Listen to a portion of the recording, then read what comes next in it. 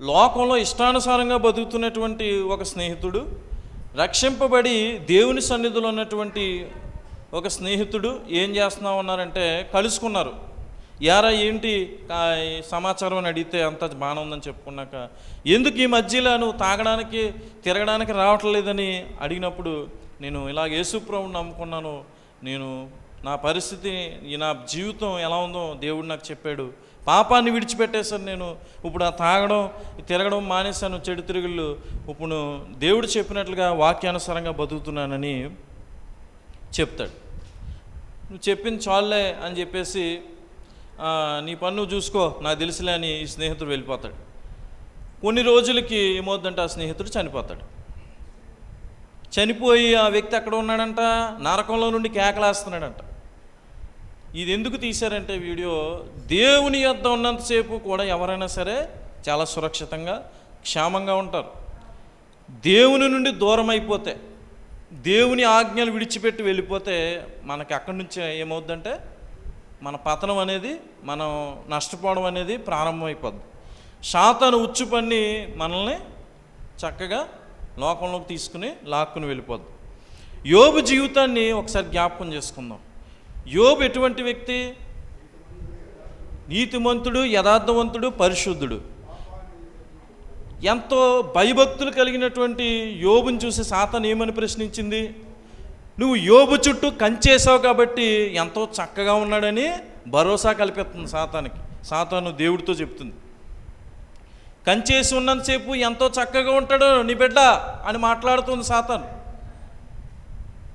అప్పుడు అన్నాడు దేవుడు, అయితే సరే వెళ్ళు, ప్రాణాన్ని మాత్రం తీయడానికి నీకు అధికారం లేదు, అతను ఏం చేసుకుంటావు చేసుకో. యోబు ఎంత మాత్రం కూడా నేను చెప్పిన మాటలు ఆ గైకునే జీవిస్తాడు తప్ప దాంట్లోంచి బయటకు రాడని దేవుడు చెప్పాడు. అన్నట్టుగానే యోబుని నానా రకాలుగా సాతాను పరిశీలించి పరీక్షించి శోధించి చివరికి ఏమైంది? యోబు జీవితం ఏమైందండి? సమస్తాన్ని కోల్పోయాడు. బిడ్డలు చనిపోయారు, భార్య ఏమో నువ్వు దేవుని దూషించి చనిపో అని చెప్తుంది. ఇన్ని మాటలన్నా కూడా నీకు సిగ్గుందా అన్నట్టుగా ఉంది అది. అవునా కదా? నువ్వు ఇంత చేసినా ఇంకా దేవుడు దేవుడు దేవుడు ఏది ఎక్కడ ఉన్నాడు నీ దేవుడు అని యోబు భార్య ప్రశ్నిస్తూ ఉంది. ఇది ఎంత దారుణంగా ఉంటుందో చెప్పండి. మీకు నాకు ఒక మాట చెప్పాను కదా, మాట్లాడుతున్న వ్యక్తిని ఇంకో వ్యక్తి వచ్చి పొడిచేస్తుంటే అతని పరిస్థితి ఎలా ఉంటుంది? అలా ఉంటుంది అన్నమాట. దేవుడు చక్కగా అన్ని ఆశీర్వదించి అభివృద్ధి చేస్తే ఈ సాతాను వెళ్ళి దేవుడికి చెప్పిందనమాట, నువ్వు యోబుని ఆశీర్వదించావు కాబట్టి అలాగ ఉన్నాడు, ఒకవేళ నువ్వు ఇచ్చినవన్నీ తీసేసుకుంటే ఎలా ఉంటాడో నీకు తెలుసా అని ప్రశ్నించింది. ఆనాడు ఏదేని తోటలో కూడా అక్కడ స్త్రీతో ఏమనంది? ఈ పండు తింటే నీకేమీ కాదు, నీ భర్త నువ్వు దేవదూతలాగా అయిపోతారని చెప్పింది. నమ్మబలికింది, తినే ఏం కాదు. దేవుడు అలాగే చెప్తాడు, నువ్వు మంచి తెలివితేటలు కలిగిన స్త్రీగా మారిపోతావు అన్న. ఈ మహాతల్లి ఏం చేసిందంటే, అయ్యి బాబు ఇంత అవకాశం మనకిచ్చి దేవుడు మనకు చెప్పలేదు ఇట్రా బాబు అని చెప్పేసి చక్కగా తినేయడమే కాకుండా భర్తకు కూడా ఇచ్చేసింది. ఈ దేవుడు వచ్చి ఆ ఏదైనా తోటలో ఏరి ఎక్కడున్నారు వీళ్ళని సృష్టించాను కదా కనబడతలేదు అని చెప్పేసి కేకెత్తుంటే మహానుభావుడు చెట్లు దోకుని ఉన్నాడు. నీ భార్య ఏదంటే ఇంకా ఆ చెట్టు వెనకాల ఉందని చెప్తున్నాడు. తీరా చూస్తుల్లోకి వీళ్ళ పాపంలో పడిపోయారు. సాతాను తెలివిగా మాట్లాడుతుంది మన దగ్గరకు వచ్చి, మనకేదో నేర్పుతున్నాను లేదంటే మనల్ని ఏదో కాపాడుతున్నాను నమ్మబలుగుతూ ఉంటుంది. కానీ మనం ఏం చేస్తాం? పాపంలో పడిపోతాం. దేవునితో సహవాసం సంబంధం కలిగినటువంటి వ్యక్తి ఏ పరిస్థితుల్లోనూ సోలిపోడండి. కారణం వాక్యం ఏం చేస్తుంది? సమయానికి మనతో మాట్లాడుతుంది. ఒక పాస్టర్ గారు బైబిల్ ట్రైనింగ్కి వెళ్ళి డబ్బులు లేక బాత్రూంలోకి వెళ్ళిపోయి ఏడ్చేస్తున్నాడు. ఆయన నేను ఎరుగుదును. ఆయన పాస్టర్ గారు వైజాగ్లో సేవ చేస్తున్నాడు. ఆయన ఇప్పుడు ఆయన చెప్పిన సాక్ష్యం మాట, బాత్రూంలో బాధపడుతున్నాడట. ఎలాగా బైబిల్ ట్రైనింగ్కి వచ్చా, నా దగ్గర ₹1 లేదు, ఎలాగా అని ఏడుస్తున్నాడు బాత్రూంలో. దేవుడు విడిచిపెట్టేస్తాడా? విడిచిపెట్టాడండి. పిలిచిన వాడిని ఎప్పుడు దేవుడు విడిచిపెట్టడు. దేవుడు మళ్ళీ ఆయనకి వేరే రీతిగా ఆయన మళ్ళీ బలపరిచి మళ్ళీ సేవకే పంపించాడు. దేవుణ్ణి నమ్ముకున్నవాడు సిగ్గుపడినట్లుగా ఎక్కడ కూడా లేదు. అయితే ఈ సమస్యలు, ఈ బాధలు దేనివల్ల కలుగుతూ ఉన్నాయి అని మనం ఆలోచించినట్లయితే, ప్రతి దినము దేవుని సన్నిధిలో ప్రార్థనా జీవితం కలిగినటువంటి వ్యక్తి పడిపోడండి. ఒకవేళ పడిపోతూ ఉన్నాడంటే మనలో ఏదో లోపం ఉంది. ఇక్కడ ఏమంటుంది వాక్యం, అది ఒకసారి చదువుతారా?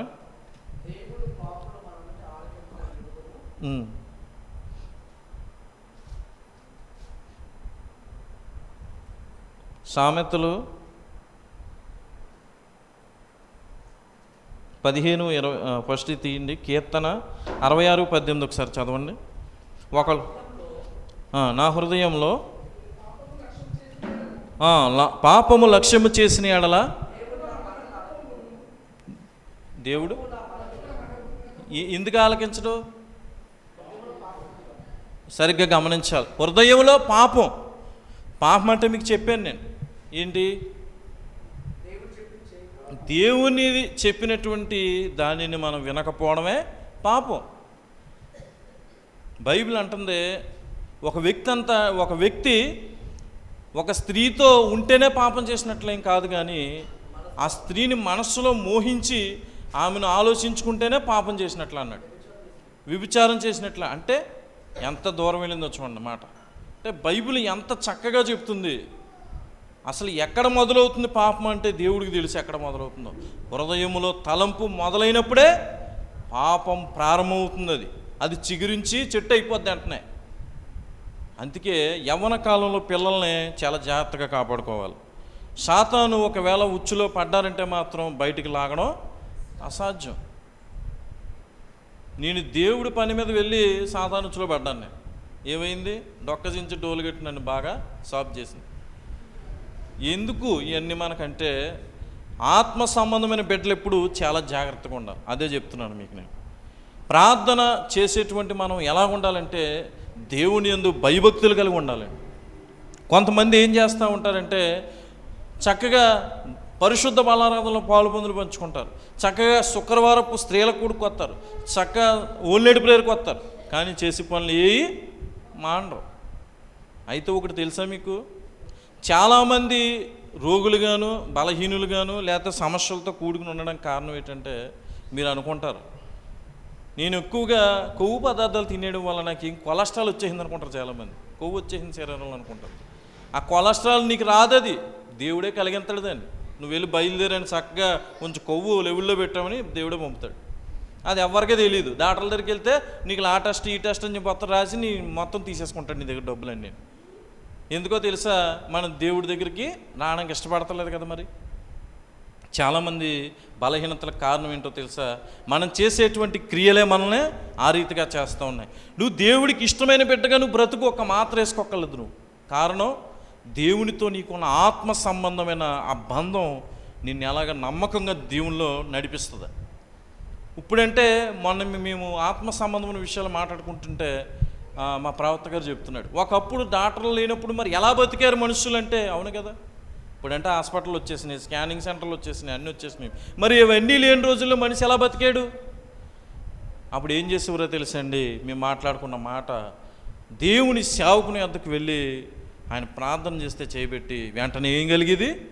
స్వస్థత కలిగేది. మరి ఈరోజు ఎందుకు కలగట్లేదు స్వస్థత? విశ్వాసం లేకపోవడమే కారణం కాదు, కానీ మనలో ఉన్నటువంటి లోపాలు. దేవునికి ఇష్టమైనవి మనలో ఉండాలి తప్ప దేవునికి ఇష్టం లేని మనలో ఏది ఉండకూడదు.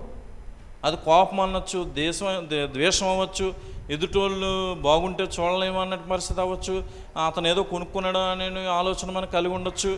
ఏ రీతిగా అయినా సరే మనం ఏమైపోతున్నాం, దేవునికి ఇష్టలుగా జీవించలేకపోతున్నాం. దేవుడు ఏం చెప్పాడు, బాధలు ఉన్నవని వద్దకు వెళ్ళి మనం ఏం చేయాలి, బలపరచాలి. కానీ మనం ఏం చేస్తాం, ఆడు ఒకవేళ మనకి అతనికి ఏదైనా మధ్యలో ఏదైనా గొడవ ఉండొచ్చు, సమస్య ఉండొచ్చు, ఆ దెబ్బతిన్నప్పుడు మనం సంతోషిస్తూ ఉంటాం. ఇటువంటి చిన్న చిన్న విషయాలు కూడా దేవుడు ఏం చేస్తాడంటే పరిశీలన చేస్తూ ఉన్నాడు అని పరిశుద్ధాత్మ దేవుడు చెప్తున్నాడు. మరి యోబు ఏం చెప్తున్నాడు ఈ రాత్రి మనతో ఏం మాట్లాడుతున్నాడంటే, యోబు జీవితం మనకి కళ్ళకు కట్టినట్టు చెప్తుంది సాక్ష్యం. యోబుకు వచ్చిన సమస్యలు అయితే మనం తిట్టుకుంటామా లేదండి దేవుణ్ణి? మీరు తిట్టుకుంటారు లేదో కానీ నేనైతే ఖచ్చితంగా తిట్టుకుంటాను. నేనైతే మొత్తం పారైపోతాను, నేను కనబడిన ఇంకెక్కడ వాళ్ళకి. వద్దు నాకు, నువ్వు వద్దు, నీ సావాసం వద్దు, నన్ను వదిలేయి, నేను వెళ్ళిపోతాను అంటాను ఖచ్చితంగా. ఎందుకంటే మనిషిని తట్టుకోలేను నేను, నాకు అంత బలం లేదు. యోబుకి ఆ బలం ఎక్కడి నుంచి వచ్చిందో తెలుసా? ఆ విశ్వాసం ఎక్కడి నుంచి వచ్చిందో తెలుసా? దేవుని యొద్ద నుండి యోబుకి వచ్చింది అది. ఎందుకంటే దేవునితో సహవాసం కలిగి ఉన్నాడు యోబు, దేవుని మాటను వింటూ ఉన్నాడు ఆయన. ఈరోజు మా కుటుంబ సభ్యులు నన్ను అనుకుంటున్నారు, నేను పాడైపోతే బాగుండు అనుకుంటున్నారు. కారణం ఏంటో తెలుసా మీకు? నా దగ్గర డబ్బు ఏమీ లేదు, నా దగ్గర ఆస్తులు లేవు. యేసు ప్రభువుని కలిగి ఉన్నందుకు నేను పాడైపోవాలని కోరుకుంటున్నారు వాళ్ళు. ఇంతకే దేవుని నామానికి మహిమ కలుగును గాక. హల్లెలూయా. చూసారా ఎలా ఉందో? అంటే దేవుణ్ణి నమ్ముకుని నేను పాడైపోతున్నానంట, దేవుణ్ణి నమ్ముకుని నేను వాళ్ళని మోసం చేస్తున్నానని వాళ్ళు అనుకుంటున్నారు. నేను ఎప్పుడు దేవుడి వద్ద ఒకటే అన్నాను, నాకేమీ వద్దు, నువ్వు ఎలా నడిపిస్తావు నడిపించు అని ఒకటే ఆలోచన. కానీ దేవునికి నాకున్న సంబంధం చెప్పమంటే ఒక దర్శనాన్ని దేవుడు చూపించాడు. ఒక రోజు నేను ఈ సమస్యలో ఉన్నప్పుడు దేవుని వద్ద నేను బాధపడుతూ ఉంటే ఆ రాత్రి అదే మా ప్రేయర్ టీంలో ఒక ఆమెకు దేవుడు దర్శనాన్ని ఇచ్చాడు. ఏంటంటే దేవుని ఒడిలో ఉన్నటువంటి బిడ్డను చూసి దేవుడు, ఇప్పుడు తల్లి ఒడిలో ఉన్న బిడ్డను చూసి, ఎందుకు ఏడుస్తున్నావు నువ్వు, ఎందుకు బాధపడుతున్నావు, నేను ఉన్నాను కదా అని తల్లి చెప్తూ ఉంటుంది కదా.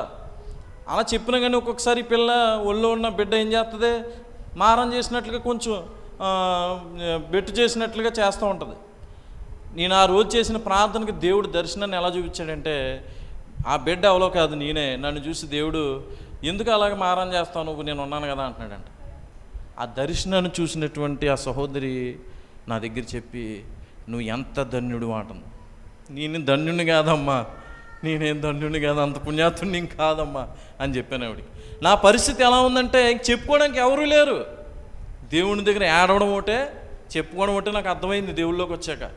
ఇంకా అలాగే దేవుడితో మాట్లాడుతూ దేవుడితో చెప్పుకుంటూ ఉంటే ఆ దర్శనాలు చూస్తే నాకు ఎంత, ఆ దర్శనాన్ని ఇప్పటికీ నేను మర్చిపోలేకపోతుంది. ఎంత ప్రేమ దేవా నీకు, యేసయ్యా, ఎంత ప్రేమ నా ఎడలో చూపడానికి నాలో ఏమీ లేదయ్యా. చెప్పాలంటే చూడండి, బైబిల్ గ్రంథంలో మాట ఉంటుంది, ఎక్కువగానా ఇవ్వు తక్కువగానే చేయగాని మరీ ఎక్కువ ఇస్తే, ఇది లోకరీతిగా చెప్తే ఏమంటారంటే తల్లి రొమ్మునే తన్నాడని ఏదో మాట ఉంటుంది, ఒకటి సామెత చెప్తారు పెద్దలు. అలాగా దేవుని సన్నిధిలో ఉన్నటువంటి బిడ్డలు మనం అనుకుంటాం, దేవుడు నన్ను విడిచిపెట్టేశాడేమో, దేవుడు నన్ను పట్టించుకుంటలేదేమో అని అనుకుంటాం. కానీ దేవుడు ఎప్పుడు మనల్ని విడిచిపెట్టడండి. దేవుడు మనం చేసే క్రియలను బట్టి చూస్తూ ఉన్నప్పుడు ఆయన సన్నిధిలో మనం నిలబడే అర్హత మనకు ఉందంటారా? లేదు, ఎంత మాత్రం లేదు. ఆయన సన్నిధిలో నిలవబడడానికి కూడా మనకి అర్హత లేదు. మరి ఎందుకు మనం ఇలా బ్రతుకుతున్నాం, ఎందుకు ఆయన సన్నిధిలో జీవించగలుగుతూ ఉన్నామంటే ఇది కృపాకాలం. ఇది ఏం కాలం? ఇది కృపాకాలం. అందుకే ఈ కృపాకాలంలో ఎన్ని పాపాలు చేసినా ఏం చేసినా దేవుడు అలా ఊరుకుంటాడు అంతే. చూస్తాడు. నీకు మారు మనసు వస్తే పర్వాలేదు, లేదంటే ఇంకా మన పని అవుట్. ప్రార్థన జీవితం ఎలా ఉండాలంటే, యోబు ఎలాగని మరి నమ్మకత్వాన్ని కాపాడుకున్నాడు. మోసే విషయంలో దేవుడు సాక్ష్యం చెప్పాడు, నా ఇల్లు అంటతిలో నమ్మకస్తుడు.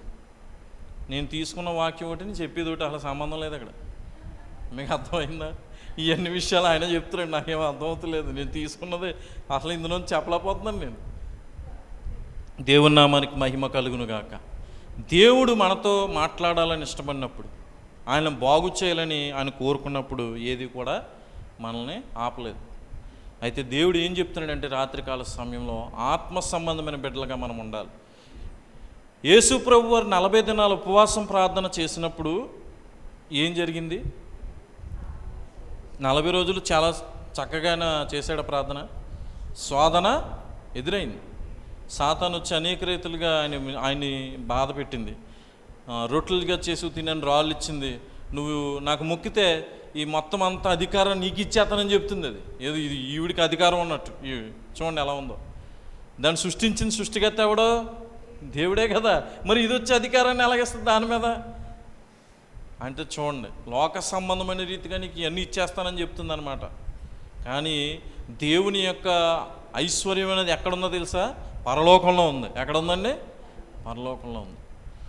లాజరు చనిపోయినప్పుడు, లాజరేనండి మూతి కుక్కలు నాకుతాయి కదా, అదే దెబ్బలు, అతను భయంకరమైన దీనస్థితిని భూమి మీద అనుభవించి ఎక్కడ ఉన్నాడు?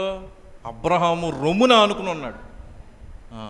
అంటే ఈ భూమి మీద సుఖభోగాలు అనుభవించేసి పరలోకం వెళ్ళిపోదాం అనుకుంటారు చాలామంది.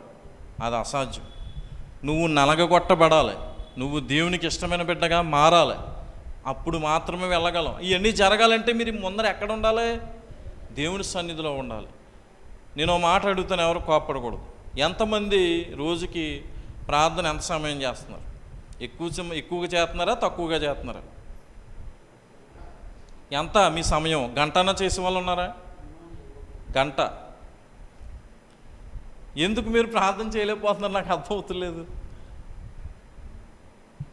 ఓన్లీ ప్రేయర్ ప్రతి వారం చెయ్యాలి. మేము ఒక వారం వెళ్ళకపోతే మామూలుగా ఉండదు మాకు. ఇంతకుముందు బలం ఉండేది కాబట్టి ఏం అనిపించేది కాదు నాకు. ఇప్పుడు బలం తగ్గుతుంటే నీరసం వచ్చేస్తున్నారు. ఆ రోజు చేసిన ప్రార్థన బట్టి మన్నాడంతా చూపించేస్తుంది నాకు. తట్టుకోలేకపోతున్నాను. విపరీతమైన బాడీలో వేడి ఫామ్ అయిపోతుంది. ఎందుకంటే దేవునితో ఎంత గడిపిడితే అంత మంచిది. మనం ఈ కడవరి కాలంలో ప్రాముఖ్యంగా దేవునితో సహవాసాన్ని మనం కలిగి ఉండాలి. టైం ఎంత ఉందండి బావగారు? నేను స్క్రీన్ షాట్ పెట్టుకున్నాను ఇక్కడ, ఆ టైమే కనబడుతుంది నాకు. ఇప్పుడు చూసానులేండి, సమయం చాలా ఎక్కువగా అయిపోతుంది. దేవుడు చెప్పాల్సింది ఒకటే మాట చెప్పాలనుకుంటున్నాడు మీతోటి. ఈ 40 దినాలు మీరు ఎలా ఉండాలి? దేవుని సన్నిధిలో ఏం నేర్చుకున్నారు? ఒక అగ్ని కణంగా మారాలి మీరు. అంటే ప్రార్థన యందు ఆసక్తి కలిగిన వారుగా ఉండండి. దేవుని సన్నిధిలో గడపడానికి ఇష్టపడండి. మీ బలహీనతలు అవ్వచ్చు, మీ సమస్యలు అవ్వచ్చు, ఏదైనా అవ్వచ్చు. దేవుడు చేయలేడు అని ఎప్పుడు అనుకోవద్దు మీరు. ఖచ్చితంగా దేవుడు చేయగలడు. మా ప్రవక్త గారు మాకు ఒకటే చెప్తాడు, ప్రార్థన చేయండి, దేనికన్నా ఒకటే ఆయుధం, ప్రార్థన చేయండి, దేవుడు చేస్తాడని. అలాగే ప్రతి విషయంలో కూడా దేవుడు మరి నా జీవితంలో అలాగనే జరిగించుకొచ్చాడు. ఒక్కొక్కసారి అనిపిస్తుంది, యోబు భార్య ఎంతగానో బాధ పెడుతూ యోబు అనుకుంటాడో, అది యోబు పరిస్థితుల్లో మనం ఉంటే అనుకుంటాం, ఎందుకు వచ్చింది దీన్ని సంపాదన చంపేద్దాం, లేకపోతే ఎక్కడికైనా పారిపోదాం అనుకుంటాం. అవునండి. కానీ యోబుకి ఎందుకు ఓర్పు సహనం వచ్చింది?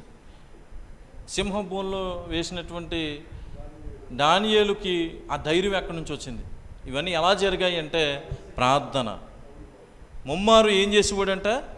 యెరూషలేము తట్టు కిటికీలు తెరిచి ప్రార్థన చేసేవాడు. అయితే ప్రార్థన చేసేటప్పుడు కూడా మొదట మనం, మీకు చెప్పాను ఆల్రెడీ, మరలా ఒకసారి చెప్తున్నాను, మొదట మన పాపాలు ఒప్పుకోవాలి. తర్వాత దేవుని సన్నిధిలో మనం ప్రార్థన చేసుకుని దేవుని ఎదుట మనం ఏదైతే అడగాలనుకుంటున్నాం అన్నీ దేవుని ఎదుట పెట్టాలి. ప్రాముఖ్యంగా ఏంటంటే వేకువజామున 3 గంటల నుంచి ఉదయం 6 గంటల వరకు, లేదంటే మధ్యాహ్నం 3 గంటల నుంచి సాయంత్రం 6 గంటల వరకు మీరు సమయం పెట్టుకుని ప్రార్థన చేయొచ్చు. అది ఆ సమయాల్లో ప్రార్థన చేసినప్పుడు దేవదూతలు మీరు ఏం చేస్తున్నారో పరిశీలించడానికి వస్తాయి. మరి దేవునితో సహవాసం కలిగి ఉన్న